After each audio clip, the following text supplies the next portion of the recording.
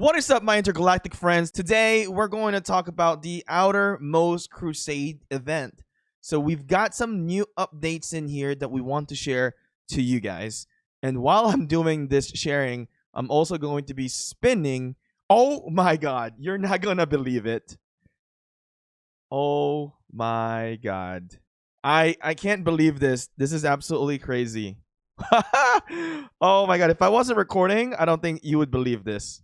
So Outermost Crusade, let's talk about this. This is pretty much the NVN, right? We're going to fight with 2 or 4 alliance. We're going to be battling with 2 or 4 servers, right? So this is very interesting, and I've got something to share to you here today. So a little bit more information, kind of an update in this Outermost Crusade event. So taking a good look in here, this is going to be the Nether Fortress.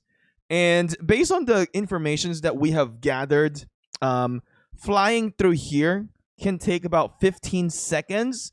So really a great participation and great stacking ability to hit this center would really require a good coordination. So what we have seen also with the previous videos, there is some issues of lag, a little bit of an unorganized manner as well. So I think players that are going to get into the Outermost Crusade definitely needs to consider some of these scenarios that can happen when they are getting into this battle. So a little bit of information here today. So there's an upper limit when you're reinforcing this, and whoever has the highest dispatch center that is inside of this structure will pretty much be the one to dictate the capacity of that. So if you guys don't know what I'm talking about, you go back into your base, right? And then you go into the command center and you look into the dispatch center. So player that has a dispatch center 30 should be inside that structure.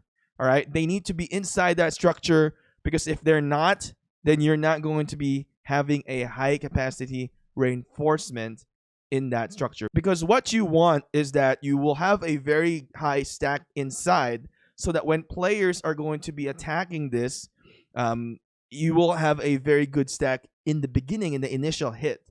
So keep in mind as well, when players are stacking, typically a lot of the players in this game have not yet established a very well organized stacking. So to stack, one rule that I want to tell you, because even though you're going to be my competition, you need to stack good. You need to stack better, right?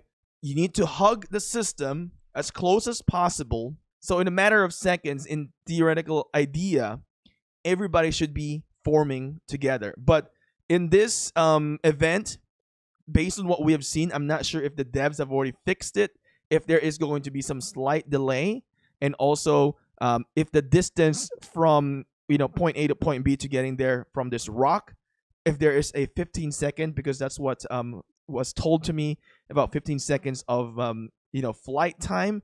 So everyone needs to accommodate with that. Let's say I'm running with Hades with a really fast flight time. I'm not going to be the first one to click go and fly in. So it has to be those slower cruisers would be able to, would be flying in first before I fly in. So let's say I know I fly pretty fast. Maybe I'll wait 5 seconds after the marker says go before I start to fly in, just so we can all accommodate into flying all together in and stack properly. Stacking properly is very important. I think many of the videos that came out about the Outermost Crusade, a lot of players did not stack properly. Therefore, a lot of the alliances did not succeed onto taking the structure. So if you're not stacking properly, you're not going to win in this game.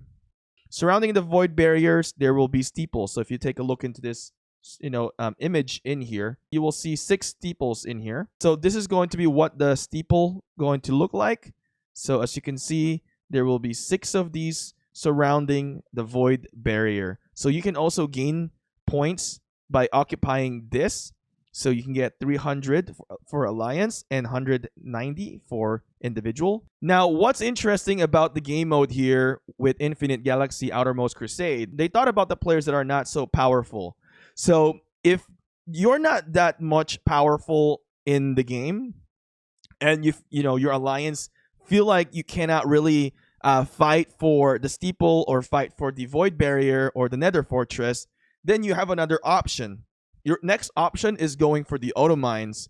So the auto mines are actually, I think this is going to be 1 versus 1. So the auto mines will be able to grant alliance of 100 points per minute and then 130 points per minute for individuals. So it's really relatively simple.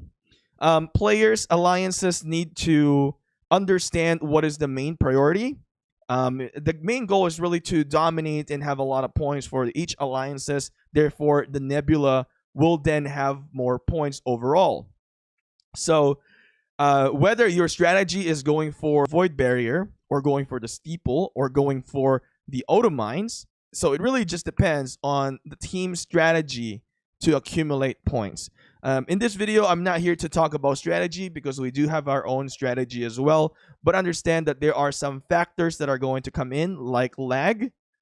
So maybe a little bit of a patience will go a long way with this game mode. So just a little bit of information to share to you guys in here that there are going to be 30 plus auto mines, there are going to be 6 steeples, and of course there is going to be that void barrier. And I've mentioned a key information in the void barrier: the player that has a high dispatch center will need to be inside so that your capacity, reinforcement capacity there in the initial will be really high. Now, one thing that I want to mention that majority of players probably do not know, but I think players should know by now. If you don't know this, let me know in the comment section below. If you're confused about it, we can definitely help you out furthermore. But here's the thing. Once this is occupied, all right, the defender is inside of this. So with my understanding that there's an upper limit for this, therefore a certain amount of players can be in the, in the initial defending stage. When it's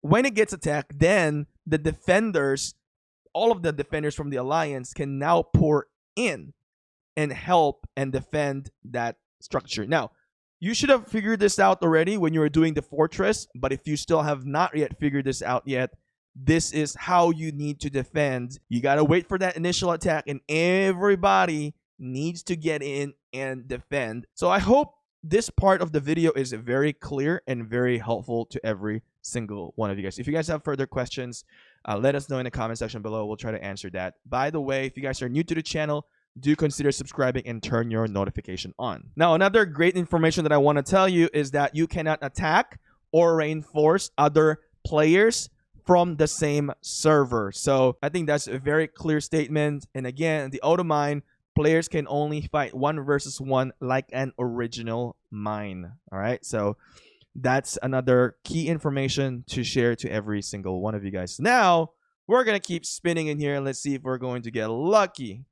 Yeah, the resources are great. Shipbuilding, great. Oh, high energy core. You know what? At first, I didn't like the high energy core. Oh my god, I'm getting this again. Wow. At first, I didn't like the high energy core, but man, as you get into the later stage, the high energy core, quite helpful. All right. Okay. I just kind of want to spin all of this with you guys. I think we're getting really lucky. I've been really lucky lately with all the stuff that has been going on. Ooh, nice. Building speed ups. I do need that. XP for crew. Shipbuilding. All right. We need more. Nice. 15 right there. That's amazing. All right. We got, how many more spins do we got? We got 19 remaining. Flagship energy core. Let me know if this is all worth it. 15 again. Nice. Great. 10. All right. If I can get a lot, that would be amazing. Okay, that is it for the day. Okay, we got to do spin 4 times now. Ooh, 5. All right. 2 hour speed ups. 5 again. Wow. Pretty lucky so far. Let's open this up. 30. This is the last one. 40. Oh, one more. And 50. So now I want you guys to take a look on my Poseidon. How far can we go? So we'll be able to do 1 rank. I think we can do at least 2 rank. And I think I might be able to go it for rank 12 because then we will definitely convert some of our AFC. So that's exciting. I think we'll be able to rank it to 12 into the next round. So by reaching 12, we should upgrade this into the next modification. So I'm super excited to just really test this out once it gets into 12 and 0. So Anyway, my intergalactic friends, thank you guys for watching. Hopefully this is actually very helpful, and I will see you again next time.